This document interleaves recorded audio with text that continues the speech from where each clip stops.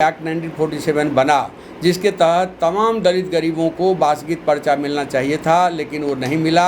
इसके साथ ही साथ पूरे बिहार में कहिए कि राशन के नाम में कटौती चल रहा है, स्कूलों का मर्जर हो रहा है, स्कूलों को बंद किया जा रहा है और गरीबों को जो भी सुविधाएं मिल रही हैं उसमें लूट मची हुई है। तो इस बुलडोज़र राज के खिलाफ संपूर्ण बिहार में आज़ादी दिवस से पूर्व 13-14 अगस्त को संपूर्ण बिहार में तमाम अंचलों और प्रखंडों पर अनशन और सत्याग्रह का कार्यक्रम होगा और इसके ज़रिए हम बिहार सरकार को आगाह करेंगे कि आप 1947 के तहत तमाम लोगों को बास की ज़मीन दीजिए, बास आवास का व्यवस्था करिए, दलित गरीबों के सारे प्रश्नों का समाधान करिए।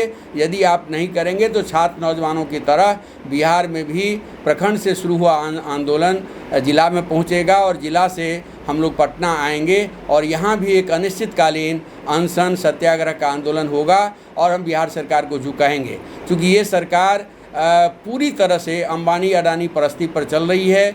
1 रुपया में 1 एकड़ ज़मीन अडानी को मिल रहा है, लेकिन गरीब को 3 डिसमिल 5 डिसमिल ज़मीन अभी तक नहीं दिया जा रहा है। उनके घरों पर बुलडोज़र चलाया जा रहा है और उनको उनके बच्चों को पढ़ने लिखने की कोई व्यवस्था नहीं हो रही है। 3 करोड़ से ज़्यादा बिहार के लोग बाहर जा कर के काम कर रहे हैं, पलायन ही यहाँ का रोज़गार है।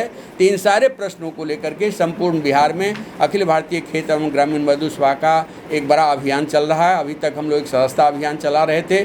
5 लाख से ज़्यादा हमारे सदस्य बने हैं। 20 लाख सदस्यों की भर्ती करने के जरिए गांव के गरीबों, दलितों, मजदूरों, महिलाओं का एक विशाल आंदोलन बिहार में खड़ा होगा और इसके ज़रिए ये जो सम्राट सरकार है, जो भाजपा की जो सरकार है, इस सरकार के खिलाफ एक बड़ा आंदोलन पूरे बिहार में होगा। हमारे बीच में हमारे अखिल भारतीय खेत एवं ग्रामीण सभा के राष्ट्रीय अध्यक्ष सतदेव रामपुर विधायक मौजूद हैं।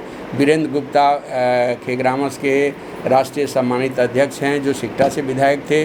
कॉमरेड शत्रुघ्न सहनी जी हमारे राज्य के सचिव हैं। तो ये एक संपूर्णता में एक बड़े आंदोलन की हमारी तैयारी है। और अभी आप लोगों को मैं कहना चाहूँगा कि नीतीश कुमार का एक वीडियो वायरल हो रहा है।